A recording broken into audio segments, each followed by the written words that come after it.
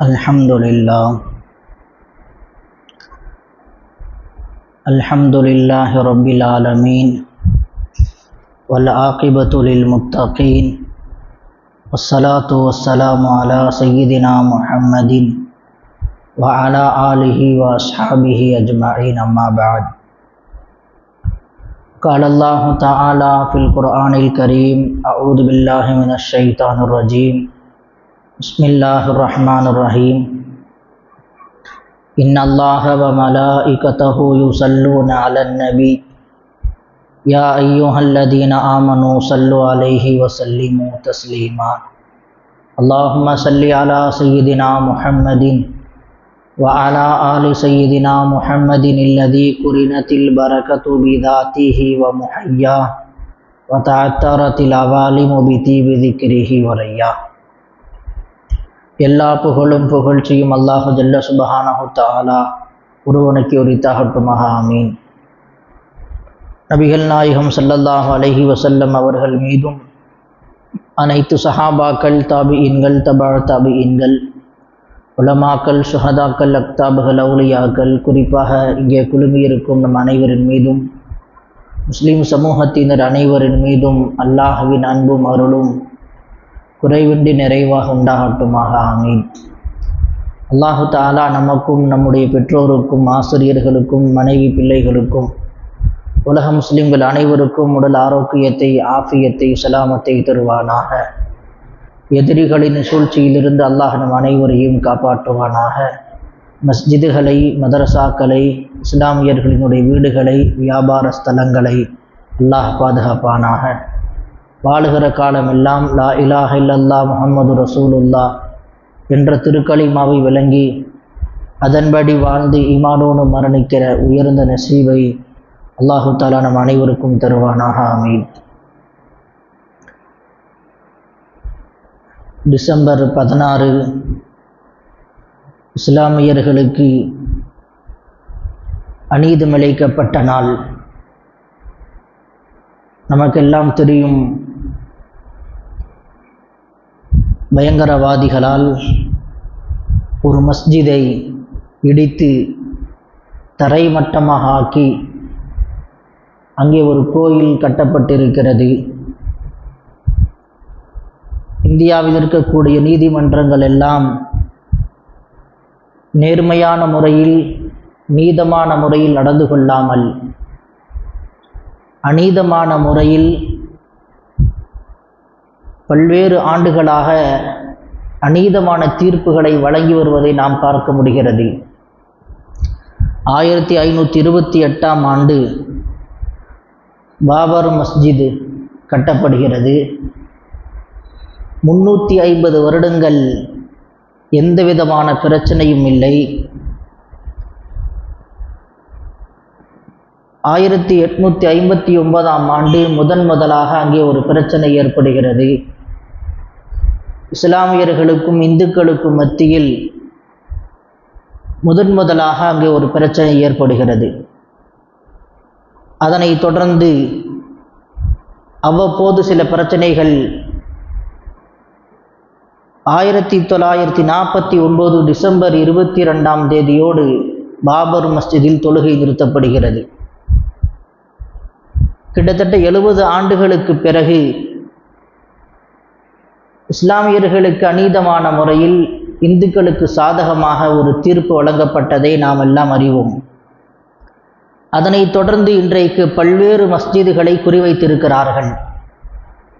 அஜ்மீர் தர்கா உட்பட உத்தரப்பிரதேசத்தில் இருக்கக்கூடிய 500 வருடங்கள் பழமையான மஸ்ஜிது உட்பட இப்படி கயவர்கள் பல்வேறு மஸ்ஜிதுகளை தகர்க்க வேண்டும் என்கிற எண்ணத்தில் இருக்கிறார்கள்.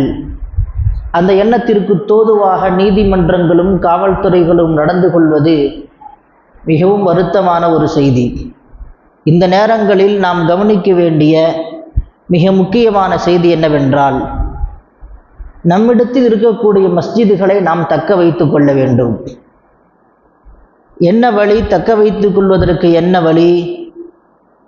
நாம் நம்முடைய மஸ்ஜிதில் ஐவேளை ஜும்மாவிற்கு வருவதை போன்று ஐவேளை தொழுகைக்கு வர வேண்டும்.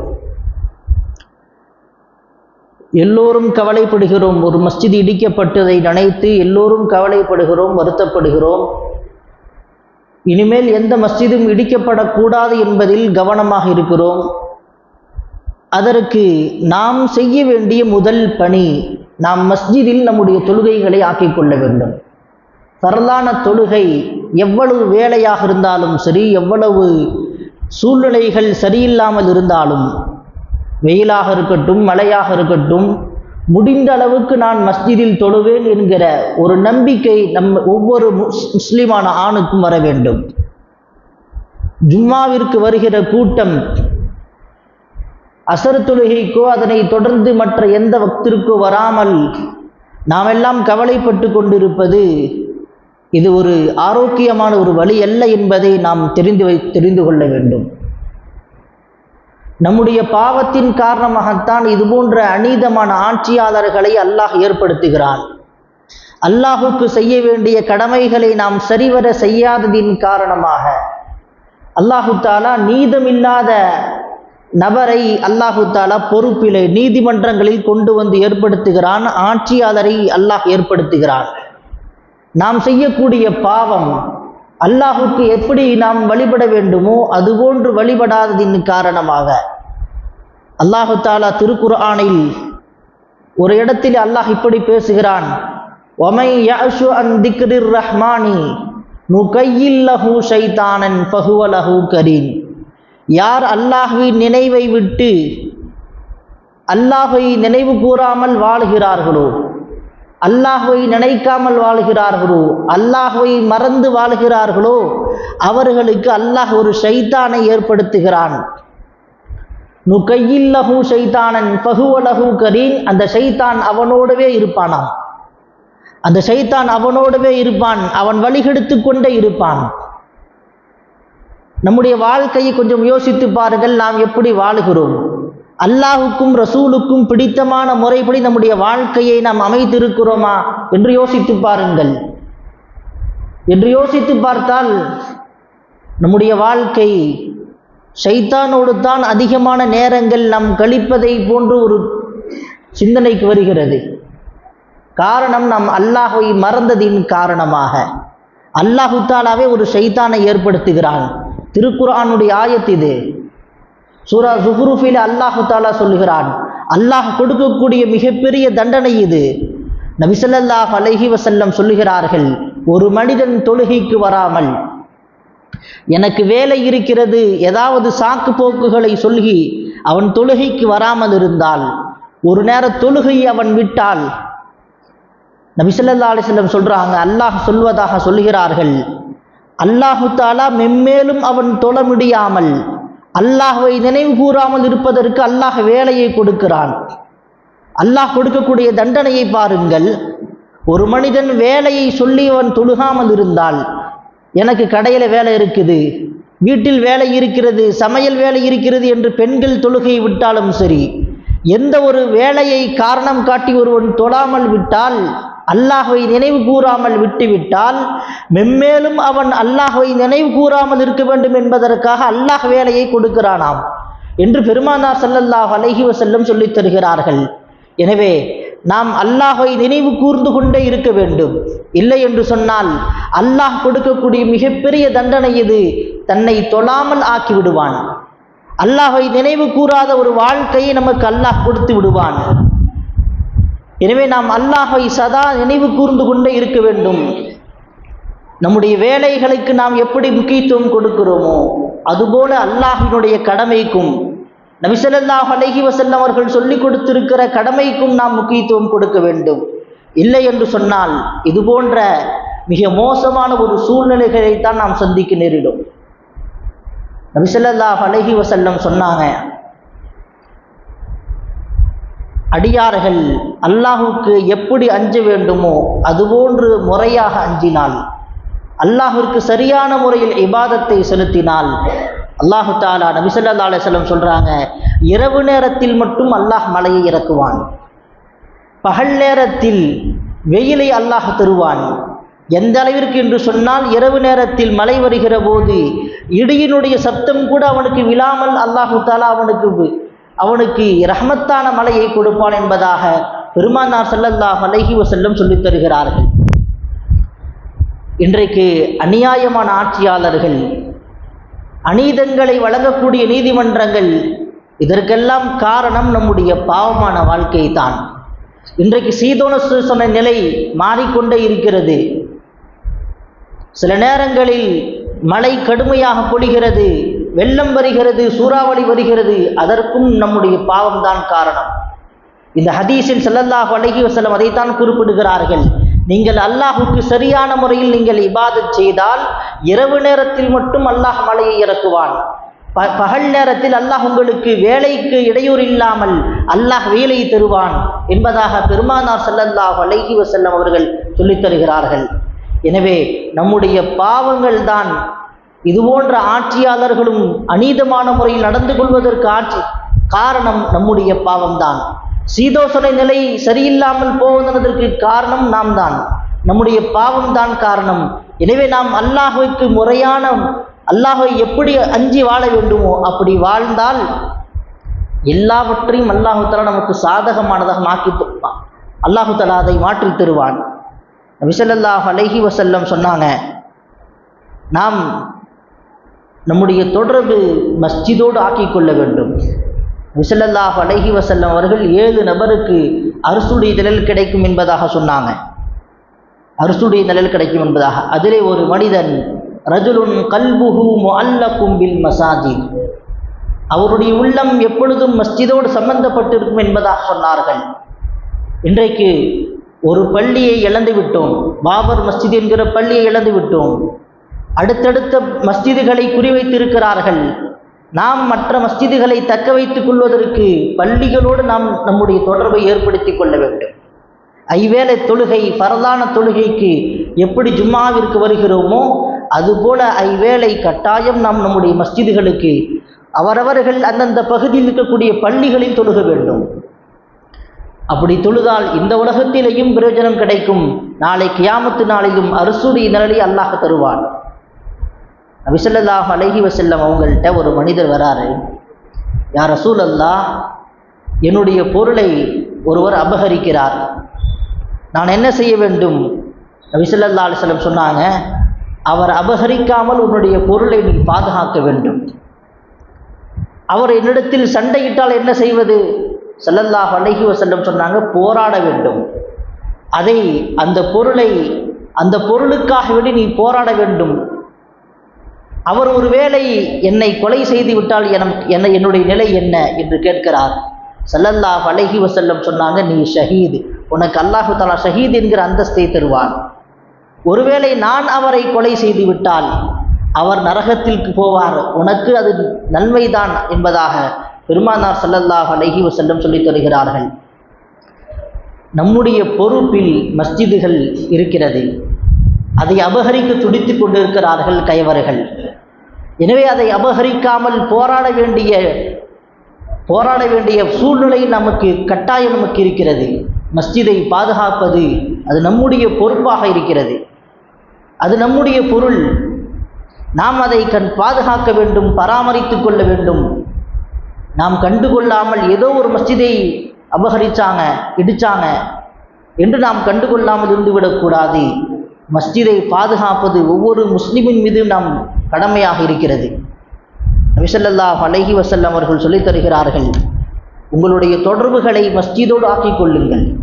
ஸல்லல்லாஹு அலைஹி வஸல்லம் சொன்னாங்க, மன் கதா இலல் மஸ்ஜிதி வராஹ அஅத்தல்லாஹு லஹு நுஸுலஹு மினல் ஜன்னா, காலையிலும் மாலை நேரத்திலேயும் யார் ஒருவர் மஸ்ஜிதிற்கு வருவாரோ அவர் அல்லாஹ்வினுடைய விருந்தாளி. அல்லாஹு தஆலா அவருக்காக வேண்டி விருந்தை ஏற்பாடு செய்து கொடுக்கிறார். சுவனத்தில் அல்லாஹு தஆலா விருந்தை ஏற்பாடு செய்கிறார் என்பதாக பெருமானார் ஸல்லல்லாஹு அலைஹி வஸல்லம் சொன்னாங்க.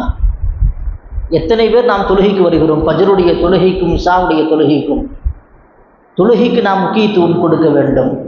அல்லாஹ்வினுடைய விருந்தாளிகளாக அல்லாஹ் ஏற்பதற்கு தயாராக இருக்கிறான். அல்லாஹு தஆலா உணவுகளை உபசரிக்க தயாராக இருக்கிறான். ஆனால் நாம் எல்லாம் அந்த விருந்துகளை ஏற்றுக்கொள்வதற்கு நாம் தயாராக இல்லை. நபி ஸல்லல்லாஹு அலைஹி வஸல்லம் அவர்கள் தொழுகையை குறித்து நமக்கு பல விஷயங்களை சொல்லிக் கொடுத்தாங்க. தொழுகுவதால் நமக்கு இந்த உலகத்திலேயும் அல்லாஹு தஆலா ஏராளமான பாக்கியங்களை கொடுக்கிறான். மறு உலகத்திலும் ஏராளமான வாக்கியம்.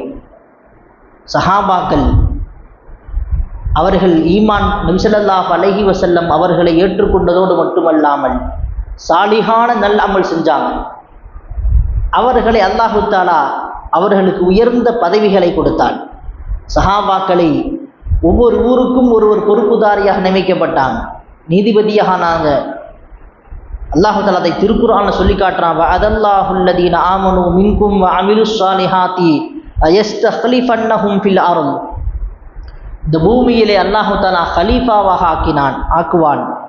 கமா இஸ்தக்லஃபல்லதீன மின் கப்லிஹிம். சஹாபாக்களுக்கு எப்படி அல்லாஹு தஆலா உயர்ந்த பதவிகளை அல்லாஹ் கொடுத்தானோ அதுபோல நமக்கும் அல்லாஹு தஆலா உயர்ந்த பதவிகளை அல்லாஹ் தருவதற்கு தயாராக இருக்கிறார். எப்பொழுது நாம் அல்லாஹுக்கு இபாதத் செய்தால், அல்லாஹுக்கு முழுமையான முறையில் கட்டுப்பட்டு நடந்தால். இன்றைக்கு நாம் நீதிமன்றங்களை அணுகியிருக்கிறோம். நேர்மையாக தீர்ப்பு வழங்குங்க, நீதமாக நடந்து கொள்ளுங்க, அடுத்தவர்களிடம் போய் நாம் கேட்க வேண்டிய ஒரு சூழ்நிலை இன்றைக்கு உண்டாகி இருக்கிறது. நாம் சரியாக இருந்தால் அல்லாஹு தஆலா நம்மை நீதிபதியாக ஆக்குவான், நம்மை பொறுப்புதாரியாக ஆக்குவான். யாரிடத்திலையும் போய் நாம் கையேந்தி நிற்க வேண்டிய சூழ்நிலை வராது. நேர்மையாக தீர்ப்பளியுங்கள், நீதமாக நடந்து கொள்ளுங்கள் என்கிற சொல்ல வேண்டிய சூழ்நிலை வராது. நாம் சாலிகான அமலை செய்தால், நாம் நல்ல முறையில் அல்லாஹுக்கு கட்டுப்பட்டு நடந்தால் நம்மை அல்லாஹு தஆலா பொறுப்புதாரியாக ஆக்குவான் என்பதை இந்த வசனத்திலே அல்லாஹு தஆலா சூரத்து நூறிலே 55வது வசனத்திலே அல்லாஹ் சொல்லி காட்டுகிறார். எனவே நாம் சரியாக இருந்தால் நமக்கு சாதகமாக அல்லாஹு தஆலா எல்லாவற்றையும் மாற்றி தருவதற்கு தயாராக இருக்கிறார். நபி ஸல்லல்லாஹு அலைஹி வஸல்லம் சொன்னாங்க, உங்களுடைய தொடர்பு எப்பொழுதும் மஸ்ஜிதோடு ஆக்கிக் கொள்ளுங்கள். யார் ஒருவர் முஃமின்களுடைய உள்ளம் இருக்கிறதே அவர்களுடைய வீடு மஸ்ஜித் என்பதாக ஸல்லல்லாஹு அலைஹி வஸல்லம் சொன்னாங்க. அல் மஸ்ஜிது பைத்துன் குல்லுன் தகியும். இறையச்சம் உள்ளவர்களுடைய வீடு மஸ்ஜிதாக இருக்கிறது. ஸல்லல்லாஹு அலைஹி வஸல்லம் சொன்னாங்க, யார் ஒருவர் ஐவேளை தொழுகைக்கு மஸ்ஜிதிற்கு வருவாரோ அல்லாஹு தஆலா அவருக்கு உடல் ஆரோக்கியத்தை கொடுக்கிறான். சிராத்துல் முஸ்தகீம் பாலத்தை மின்னல் வேகத்தில் கடப்பதற்கு அல்லாஹு தஆலா உதவி செய்கிறான். ரப்பினுடைய பொருத்தம் கிடைக்கும் என்பதாக நபி ஸல்லல்லாஹு அலைஹி வஸல்லம் சொல்லித்தரான். எனவே நாம் ஐவேளை தொழுகைகளை முடிந்த வரைக்கும் நாம் மஸ்ஜிதிற்கு தொழுகைக்கு வர வேண்டும். நாம் நம்முடைய மஸ்ஜிதுகளை இதுபோன்று தொழுகைக்கு வராமல் ஜும்மாவிற்கு மட்டும் நாம் வந்து சென்றால் இன்னும் இது போன்ற பல அநியாயக்காரர்கள் வந்து விடுவார்கள். அல்லாஹு தஆலா பாதுகாப்பானாக. எனவே நாம் நம்முடைய இருக்கக்கூடிய மஸ்ஜிதுகளை தக்க வைத்துக் கொள்ள வேண்டும் என்று சொன்னால் நம்முடைய தொடர்புகளை மஸ்ஜிதோடு ஆக்கிக் கொள்ள வேண்டும். நம்முடைய தொடர்புகளை மஸ்ஜிதோடு ஆக்கிக் கொள்ள வேண்டும். ஸல்லல்லாஹு அலைஹி வஸல்லம் சொன்னார்கள், யார் ஒருவர் மஸ்ஜிதில் இருக்கக்கூடிய குப்பைகளை அகற்றுகிறார்களோ அல்லாஹு தஆலா அவருக்கு உயர்ந்த அந்தஸ்தை தருகிறார். மஸ்ஜிதில் தமீமுத்தாரி ரலியல்லாஹு அன்ஹு அவர்கள் மஸ்ஜிதுன் நபவியில் ஒரு விளக்கை ஏற்றி வச்சாங்க. ஸல்லல்லாஹு அலைஹி வஸல்லம் பார்த்துட்டு, யார் இந்த நல்ல காரியத்தை செஞ்சது? அவருக்காக வேண்டி துஆ செஞ்சாங்க. யா அல்லாஹ் இவருடைய இவ்வுலக வாழ்க்கையும் மறு உலக வாழ்க்கையும் பிரகாசமாக ஆக்கிவிடு. எப்படி இந்த மஸ்ஜிதை அவர் பிரகாசமாக ஆக்கினாரோ அதுபோல ஈருலக வாழ்க்கையும் பிரகாசமாக ஆக்கிவிடு அப்படின்னு நாம் துஆ செஞ்சாங்க. நாம் மஸ்ஜிதை அலங்கரிக்க வேண்டும், அலங்காரமாக வைத்து கொள்ள வேண்டும். நம்முடைய தொடர்பு மஸ்ஜிதோடு இருக்க வேண்டும். ஒவ்வொரு நாளும் வியாழக்கிழமையும் திங்கட்கிழமையும் நபி ஸல்லல்லாஹு அலைஹி வஸல்லம் அவர்களுக்கு நம்முடைய அனைத்து அமல்களும் அல்லாஹ் தஆலா எடுத்து காட்டுகிறார். எந்த அளவிற்கு என்று சொன்னால், ஒருவர் ஒரு மஸ்ஜிதிலிருந்து குப்பையை எடுத்து போடுகிறார் என்று சொன்னால் இவர் இந்த நல்ல அமலை செய்திருக்கிறார் என்றும் எடுத்து காட்டப்படுகிறது. நாம் நினச்சிக்குவோம் இது சாதாரண காரியம் என்பதாக. மஸ்ஜிதில் வேலை செய்யக்கூடியவர்கள் சாதாரணமானவர்கள் நினைத்து கொள்வோம். ஆனால் அவர்களுக்கு அல்லாஹ் தஆலா முக்கியத்துவம் கொடுக்கிறார். இதுவும் மிகப்பெரிய நன்மை என்பதை இங்கே வழங்க வேண்டும். அதான் ஹதீஸ் இங்கே குறிப்பிடப்படுகிறது. இந்த நன்மையை கூட அல்லாஹ் தஆலா என்ன செய்வானா, எடுத்து காட்டுவானா. நபி ஸல்லல்லாஹு அலைஹி வஸல்லம் அவர்கள் மஸ்ஜிதோடு யாரெல்லாம் தொடர்பு வைத்திருந்தார்களோ அவர்களுக்கு உயர்ந்த அந்தஸ்தை அல்லாஹ் கொடுக்கிறார். எனவே நாம் ஐவேளை தொழுகைகளை நாம் மஸ்ஜிதில் முடிந்த வரைக்கும் நாம் மஸ்ஜிதில் ஆக்கிக் கொள்வதற்கு நாம் முயற்சி செய்ய வேண்டும். அல்லாஹ் ஜல்ல சுப்ஹானஹு தஆலா எதிரிகளினுடைய சூழ்ச்சிகளை விட்டு நம்மையும் மஸ்ஜிதுகளையும் மதர்சாக்களையும் அல்லாஹ் காப்பாற்றுவானாக. ஆமீன். வாஹிரு தாவானா அல்ஹம்துலில்லாஹி ரப்பில் ஆலமீன். சுன்னத்துல் ஹால்.